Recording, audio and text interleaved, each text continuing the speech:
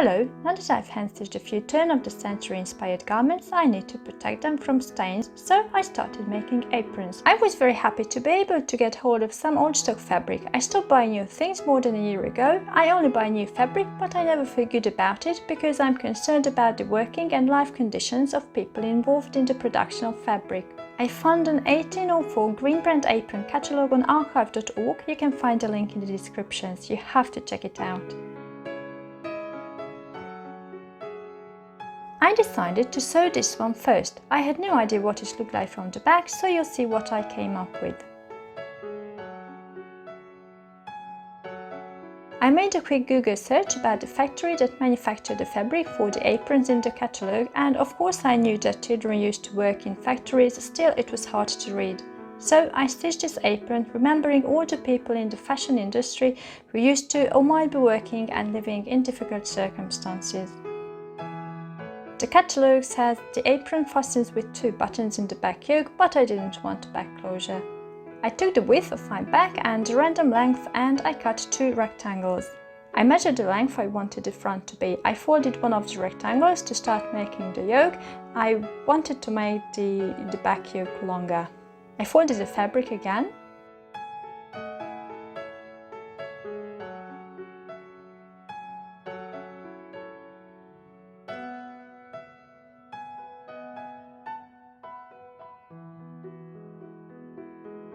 I drew the neckline. I cut the neck opening.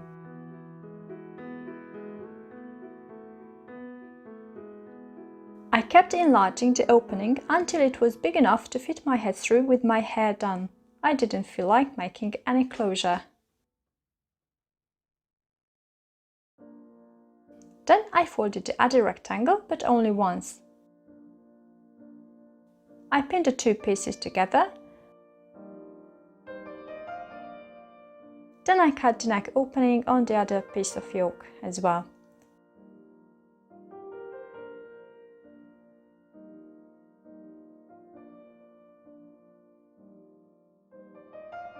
Next I made darts to shape the back of the yoke. You can't properly see it here, but I placed the darts well below the shoulder line. It took several attempts before I could get the yoke take the shape of my back. I stitched the darts. Adding the darts distorted the neckline slightly. That could be easily adjusted later.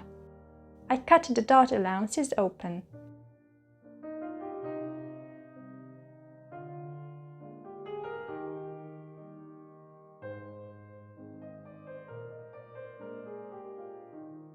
I pressed the allowances.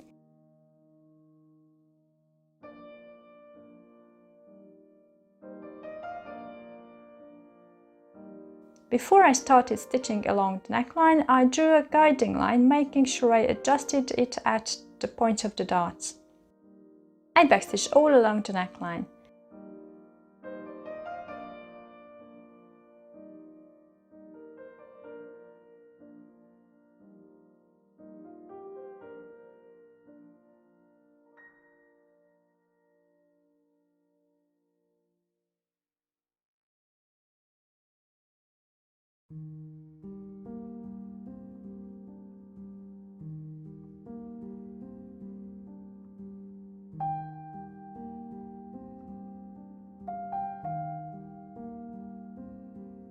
I clipped the allowance. Clipping along curves allows the fabric in the allowance to spread out. The curve of the allowance is shorter than the curve below the stitching line. When you press down the seam allowance, this shorter curve has a lot of tension and can't lay flat on the larger curve. Clipping the fabric releases the tension. Actually, what I did here is called notching. That's when you cut V-shapes. When you clip the allowance, you make single cuts, but I found that notches work better for me, although that might result in stretching of the neckline. I turned the yoke to the right side.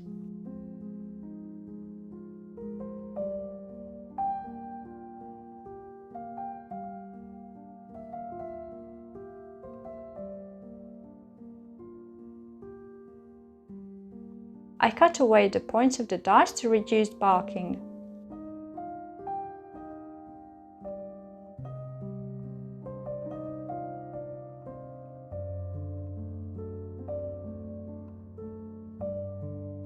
I also trimmed the allowance between the points and the first notches for the same reason. From the inside of the yoke, I stitched along the edge of the neckline with fast-paced running stitches. I was very careful not to make visible stitches on the outside. That involved checking each and every stitch on the outside before pushing the needles through.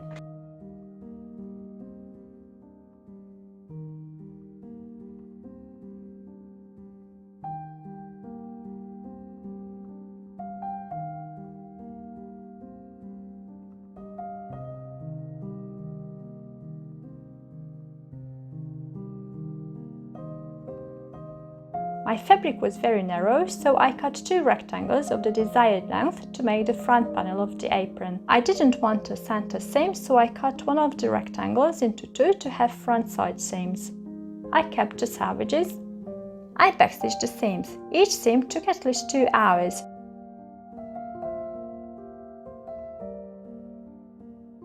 The front looked horrible attached to the yoke, so I realized I had to shape it. I did what you do with skirts. I made gauze. You don't need a pattern, I only needed it to better understand what I was doing. First, I made the center panel.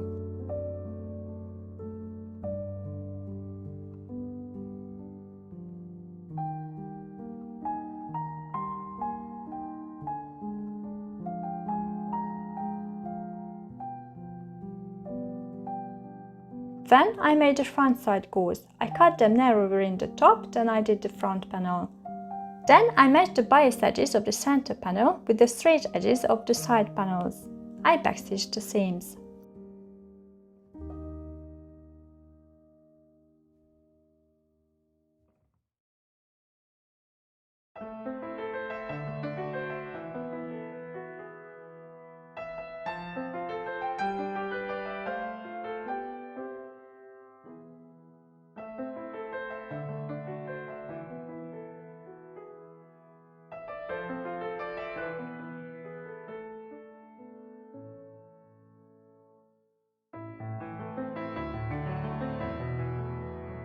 For some reason, the center panel was longer, that could easily be doctored with scissors. I made another panel for the back exactly the same size, exactly the same way. I sewed the 2 together. I felt the seams. I cut one of the allowances short. I folded the longer allowance over the short one.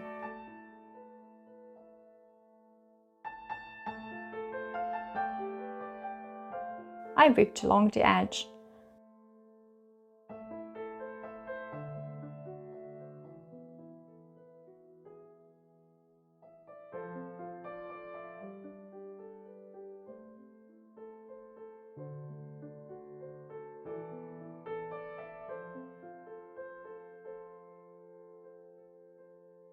I felt the allowances in the side seams separately. What I forgot to show you is that I hadn't sewn the side seams together between somewhat below the waistline and the top. I folded the edges of these openings in the side seams twice. I whip stitched them.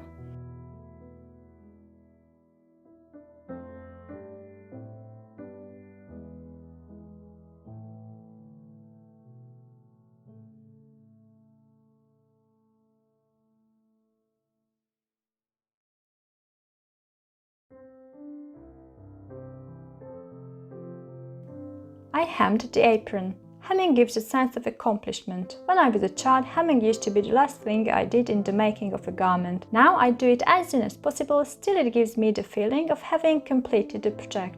It makes toiling on easier.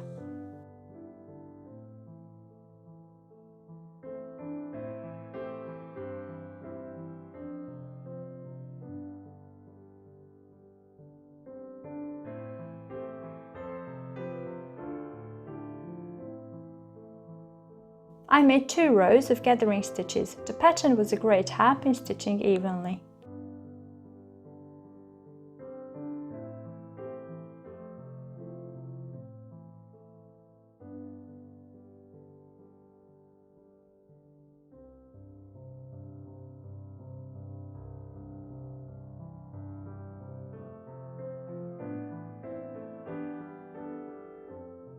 I pulled the gathering threads. As you can see, I hadn't finished felling. I still haven't finished felling.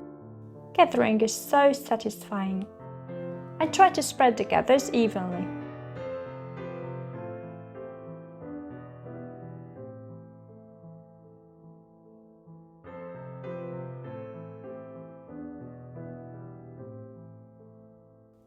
Stitching through the gathers was a bit of hard work.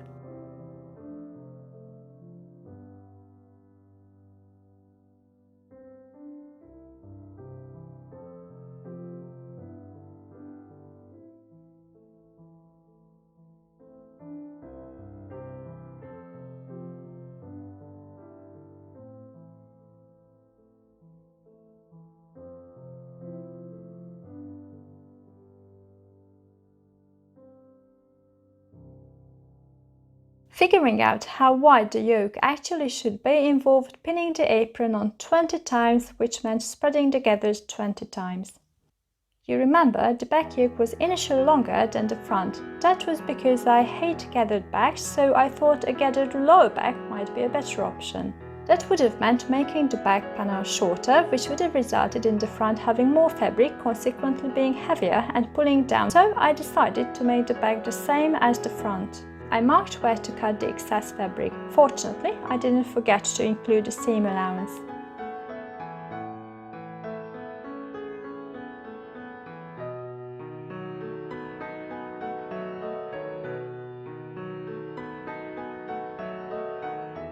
I forgot to cut the lining of the back shorter earlier.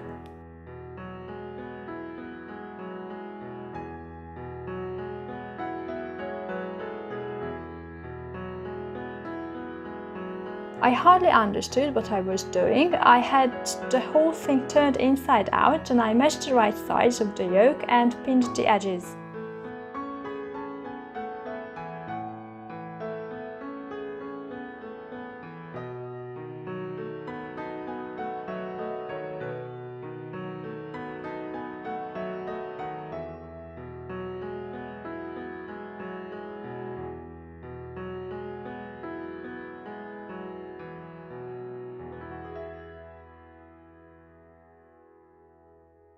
I stitched the sides between the bottom of the yoke and the point where I wanted to start the ruffles on the shoulders.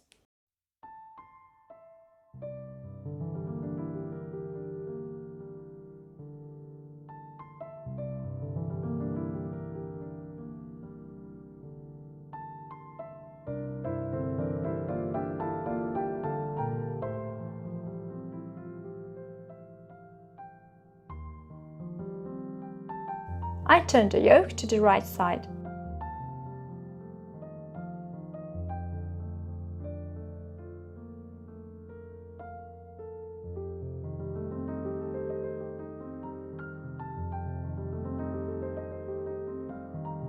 I cut the seam allowances of the sides at the bottom of the yoke short to reduce barking.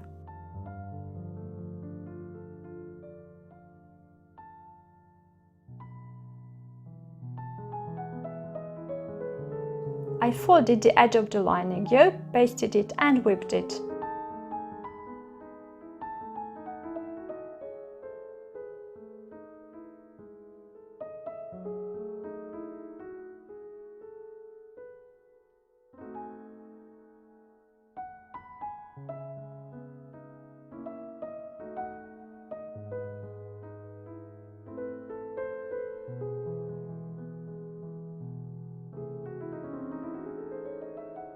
I removed the gathering threads. To make the shoulder ruffles, I used the cabbages I cut off the front panel. I cut a random shape. Actually, I did everything in a random manner in this project.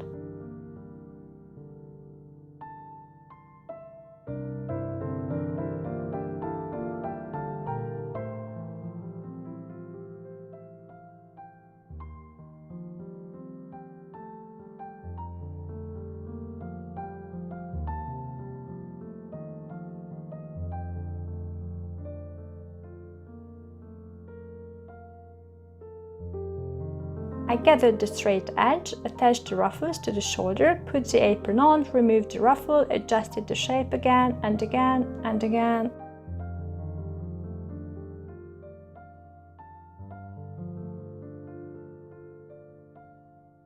When I managed to near perfectly ruffle, I used it as a pattern to cut the other one. I folded the curved edge twice and basted it.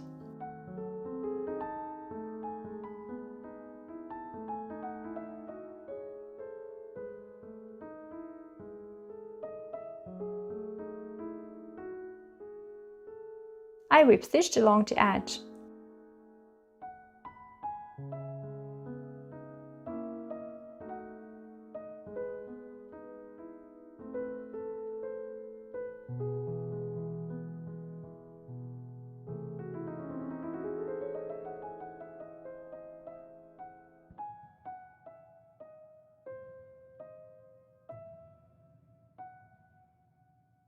I gathered the ruffles.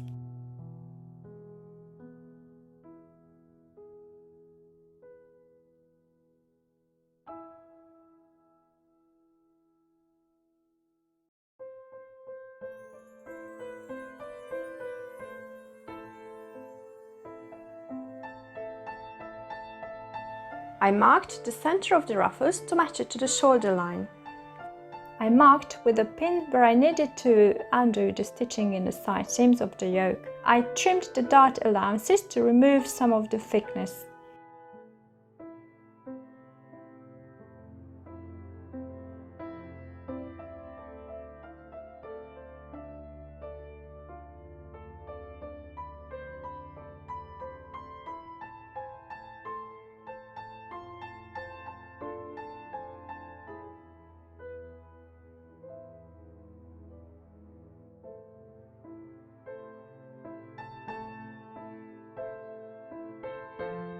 I folded the allowances of the shoulders.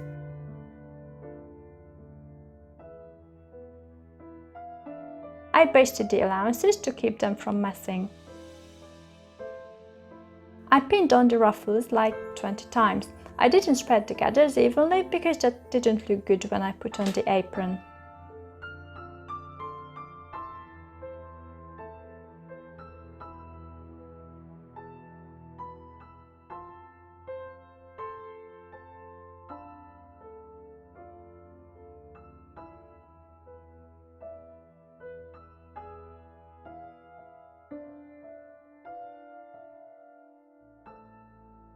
I pasted the ruffles to the front and the back of the yoke separately to make sure I line everything as precisely as possible.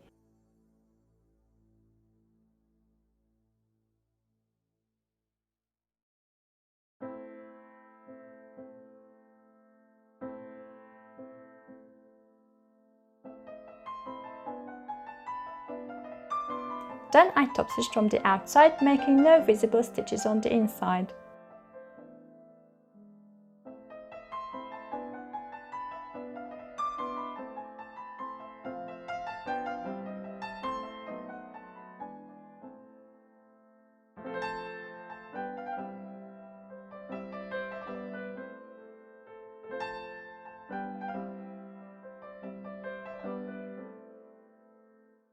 My stitches got insanely tiny.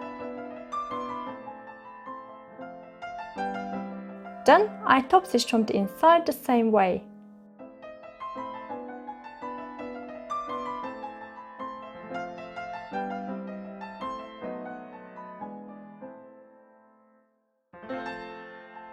I made a separate tie because one of the aprons in the catalogue looks something like my apron with a tie, and because the back pulls the whole thing backwards, so my thinking about balancing the weight of the front and the back wasn't right. I can even hide my hands, which is very practical as they are always cold. No, I don't need pockets.